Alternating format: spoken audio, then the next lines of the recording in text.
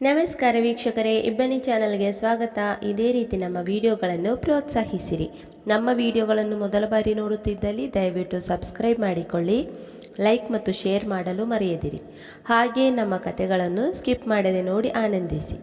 ಕತೆಯ ಹೆಸರು ಅನಿರೀಕ್ಷಿತ ವಿವಾಹ, ಪಾರ್ಟ್ 14, ಮುಕ್ತಾಯ. ಆದರೆ ಇವನಿಗೆ ನನ್ನ ಮೇಲೆ ಪ್ರೀತಿ ನಿಜವಾಗಿ ಬಂದಿದೆಯಾ ಇಲ್ಲವಾ ಹೇಗೆ ತಿಳಿಯುವುದು ಎಂದು ಯೋಚಿಸುವಾಗ ವಿಕಾಸ್ ಅಂಜಲಿಯ ಮುಖ ನೋಡುತ್ತಾ, ಅಂಜಲಿ, ನನ್ನ ಮಾತಿನ ಮೇಲೆ ನಂಬಿಕೆ ಇಲ್ಲವೇ? ಅದು ನಿಜವೇ ಬಿಡು, ನೀನು ಯೋಚಿಸುತ್ತಿರೋದು. ಏಕೆಂದರೆ ನಾನು ನಿನ್ನೊಂದಿಗೆ ಒಂದು ದಿನವೂ ನಿನಗೆ ಇಷ್ಟವಾಗುವಂತೆ ಇರಲಿಲ್ಲ. ಅದಕ್ಕೆ ನಿನಗೆ ನನ್ನ ಮೇಲೆ ನಂಬಿಕೆ ಬರುತ್ತಿಲ್ಲ ಎನ್ನಿಸುತ್ತೆ. ಆಗ ಅಂಜಲಿ ಮೌನವಾಗಿ ಕುಳಿತು ಯೋಚಿಸುತ್ತಿದ್ದಳು. ಏನು ಮಾಡಲಿ?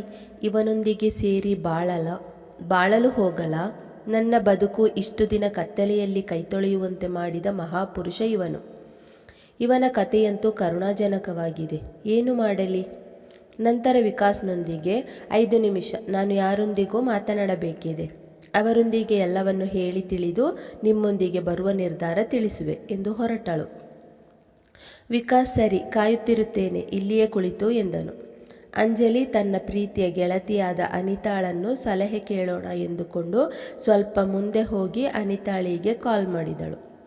ಅವಳೊಂದಿಗೆ ಉಭಯ ಕುಶಲೋಪರಿ ಮಾತನಾಡಿ ನಂತರ, ಅನಿತಾ, ನಿನ್ನನ್ನೊಂದು ಸಲಹೆ ಕೇಳಲು ಕರೆ ಮಾಡಿರುವೆ.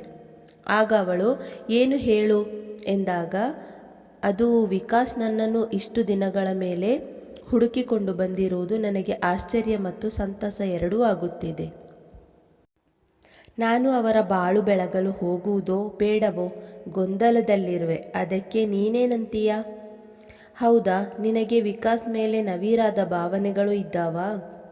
ಹೌದು, ಆದರೆ ಅವನಿಗೆ ಈಗ ಹ್ಞೂ ಎಂದು ನಂತರ ನನ್ನೊಂದಿಗೆ ಜಗಳ ಮಾಡಿ ದೂರ ಮಾಡಿದರೆ ಆಗ ನಾನೇನು ಮಾಡಲಿ?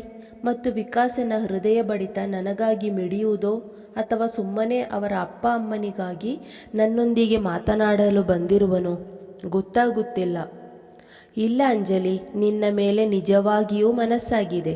ಅದಕ್ಕೆ ನಿನ್ನನ್ನು ಹುಡುಕಿಕೊಂಡು ಬಂದಿದ್ದಾರೆ. ನಿನಗೆ ಹೇಗೆ ಗೊತ್ತು ಅನಿತಾ? ಆಗ ಅವಳು ಹೇಳಿದಳು, ವಿಕಾಸ್ ಹಾಗೂ ಅವನ ಗೆಳೆಯ ಅನಿತಾಳನ್ನು ಭೇಟಿ ಮಾಡಿ ತನ್ನ ಕಷ್ಟವನ್ನು ಹೇಳಿ ನಿನ್ನ ವಿಳಾಸವನ್ನು ಹುಡುಕಿಕೊಡಲು ಕೇಳಲು ಬಂದಿದ್ದರು.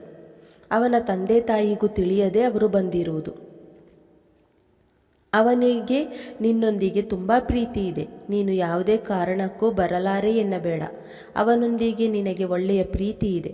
ಯಾವತ್ತಿಗೂ ಅವನ ಪ್ರೀತಿಯನ್ನು ಕಳೆದುಕೊಳ್ಳಬೇಡ. ಅವರು ನಿನ್ನನ್ನು ಭೇಟಿಯಾಗಲು ಬಂದಿದ್ದಾರೆ. ಹಾಗಿದ್ದರೆ ನೀನು ಈ ವಿಷಯ ನನಗೆ ಕರೆ ಮಾಡಿ ಹೇಳಬಹುದಿತ್ತು ತಾನೇ ಅನಿತಾ? ನನ್ನನ್ನು ಕರೆ ಮಾಡುವುದು ಬೇಡ ಎಂದಿದ್ದರು ವಿಕಾಸ್. ಅದಕ್ಕೆ ನಾನು ನಿನಗೆ ಹೇಳಿರಲಿಲ್ಲ. ಸರಿ ಬಿಡು, ಹಾಗಿದ್ದರೆ ನಾನು ಮಾತನಾಡುವೆ ಎನ್ನುತ್ತಾ ವಿಕಾಸನ ಹತ್ತಿರ ಬಂದು, ಸಾರಿ, ಒಂದು ಕರೆ ಮಾಡುವುದಿತ್ತು ಎಂದಳು. ಪರವಾಗಿಲ್ಲ ಅಂಜಲಿ, ನನಗೆ ನಿನ್ನ ಮೇಲೆ ನಂಬಿಕೆ ಇದೆ. ನೀನು ಯಾರೊಂದಿಗೂ ಕರೆ ಮಾಡಿ ಕೇಳಿದರೂ ನಾನೇನು ಮೊದಲಿನಂತೆ ಕೋಪಿಸಿಕೊಳ್ಳಲ್ಲ. ನಿನ್ನ ನಿರ್ಧಾರ ಹೇಳು ಅಷ್ಟೆ. ಇನ್ನು 2 ತಿಂಗಳು ನಾನು ಈ ಕೆಲಸ ಬಿಟ್ಟು ನಿಮ್ಮೊಂದಿಗೆ ಬರಲು ಆಗೋಲ್ಲ. ಈ ಅಕಾಡೆಮಿ ಈ ವರ್ಷ ಮುಗಿಯಲು ಇನ್ನು 2 ತಿಂಗಳಿವೆ. ಅದನ್ನು ಮುಗಿಸಿ ನಾನು ರಾಜೀನಾಮೆ ನೀಡಬೇಕು. ಅಲ್ಲಿಯವರೆಗೂ ನನಗಾಗಿ ಕಾಯಲು ಸಿದ್ಧರಿರುವಿರಾ? ಖಂಡಿತ ಅಂಜಲಿ, ನೀನು ಹೇಳಿದಂತೆ ಆಗಲಿ. ನೀನು 2 ತಿಂಗಳು ಕಳೆದು ಬಂದು ನನ್ನನ್ನು ಸೇರು. 2 ತಿಂಗಳಲ್ಲ, 2 ವರ್ಷವಾದರೂ ನಾ ಕಾಯುವೆ.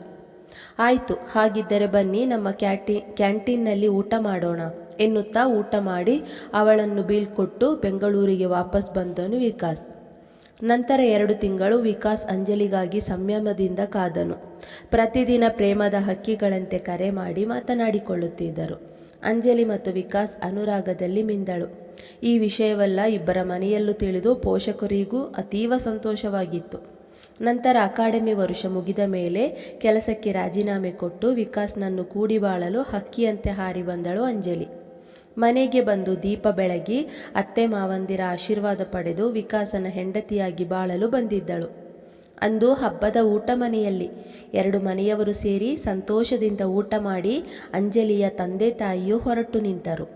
ವಿಕಾಸ್ ಆಗಾಗ ಕಣ್ಣಿನಲ್ಲಿ ಕುಡಿನೋಟವನ್ನು ಅಂಜಲಿಯ ಮೇಲೆ ಬೀರಿದನು. ಅವಳ ಸರಳವಾದ ಸೀರೆಯಲ್ಲಿ ಅವಳನ್ನು ಗೊಂಬೆಯಂತೆ ಕಾಣುತ್ತಿದ್ದಳು. ಅವಳು ಅವನ ನೋಟವನ್ನು ಗಮನಿಸದೇ ಇರಲಿಲ್ಲ. ರಾತ್ರಿ ಊಟವಾದ ನಂತರ ಅಂಜಲಿ ವಿಕಾಸನ ರೂಮಿಗೆ ಬಂದಳು. ನಾಚುತ್ತಲೇ ಒಳಬಂದು ಮುಖ ಕೆಳಕ್ಕೆ ಹಾಕಿ ನಿಂತಳು. ವಿಕಾಸ್ ಅವಳ ಹತ್ತಿರಕ್ಕೆ ಬರುತ್ತಲೇ ಅವಳ ಹೃದಯ ಜೋರಾಗಿ ಬಡಿದುಕೊಳ್ಳುತ್ತಿತ್ತು. ಅವಳನ್ನು ಸೊಂಟದಿಂದಲೇ ಸುತ್ತುವರೆದು ಹಿಡಿದು ತನ್ನ ಎದೆಗೆ ಅಪ್ಪಿಕೊಂಡನು. ಇಬ್ಬರ ಮನಸ್ಸಿಗೂ ತೃಪ್ತಿಯಾಗುವಷ್ಟು ಅಪ್ಪಿಕೊಂಡೇ ನಿಂತರು. ಅವಳ ಗಲ್ಲವನ್ನು ಎತ್ತಿ ಮಾತನಾಡುತ್ತಾ, ಅಂಜಲಿ, ನಾನು ಇನ್ನು ಯಾವುದೇ ಕಾರಣಕ್ಕೂ ನಿನ್ನೊಂದಿಗೆ ಕೋಪಿಸಿಕೊಳ್ಳಲಾರೆ. ಈ ಉಸಿರ ಕೊನೆಯವರೆಗೂ ನಿನ್ನನ್ನು ನಾನು ಕಾಪಾಡಿಕೊಳ್ಳುವೆ. ನನಗೆ ಯಾವಾಗಲಾದರೂ ಕೋಪ ಬಂದರೆ ಹಿಂದೆ ನಡೆದ ಘಟನೆಗಳನ್ನೆಲ್ಲ ಯೋಚಿಸಿಕೊಂಡು ನನ್ನನ್ನು ನಾನು ಶಾಂತವಾಗಿರುವಂತೆ ನೋಡಿಕೊಳ್ಳುವೆ ಎಂದು ಹೇಳುತ್ತಾ ಅವಳ ತುಟಿಗೆ ಸಿಹಿ ಮುತ್ತನ್ನು ನೀಡಿದನು. ಮುಂದೆ ಇಬ್ಬರು ಸಂತೋಷದಿಂದ ಬಾಳಿದರು. ವರ್ಷ ಕಳೆಯುವಾಗ ಮುದ್ದಾದ 2 ಅವಳಿ ಮಕ್ಕಳೊಂದಿಗೆ ಸುಖಿ ದಾಂಪತ್ಯದಲ್ಲಿ ಮುಳುಗಿದರು. ಅಜ್ಜ ಅಜ್ಜಿಯರಿಗೆ ಅವಳಿ ಮಕ್ಕಳೊಂದಿಗೆ ಆಡುವುದೆಂದರೆ ತುಂಬ ಮೋಜಿನ ವಿಷಯ. ಅನಿರೀಕ್ಷಿತ ವಿವಾಹದಿಂದ ಉಂಟಾಗಿದ್ದ ದೊಡ್ಡ ಬಿರುಕೊಂದು ಇಲ್ಲದಾಗಿ ಸಂತೋಷದ ಜೀವನವನ್ನು ನಡೆಸಿದರು. ಈ ಕಥೆಯ ಬಗ್ಗೆ ನಿಮ್ಮ ಅನಿಸಿಕೆಗಳನ್ನು ಕಮೆಂಟ್ನಲ್ಲಿ ತಿಳಿಸಲು ಮರೆಯಬೇಡಿ. ಪ್ರಿಯ ವೀಕ್ಷಕರೇ, ನಮ್ಮ ಈ ಕಥೆ ಇಷ್ಟವಾಗಿದೆ ಎಂದು ಭಾವಿಸುತ್ತೇವೆ. ಇದೇ ರೀತಿ ಮುಂದಿನ ವಿಡಿಯೋಗಳಿಗಾಗಿ ನಮ್ಮ ಚಾನಲ್ಗೆ ತಪ್ಪದೇ ಸಬ್ಸ್ಕ್ರೈಬ್ ಆಗಿ, ಪಕ್ಕದಲ್ಲಿರುವ ಬೆಲ್ಲೈಕನನ್ನು ಪ್ರೆಸ್ ಮಾಡಿ. ಧನ್ಯವಾದಗಳು.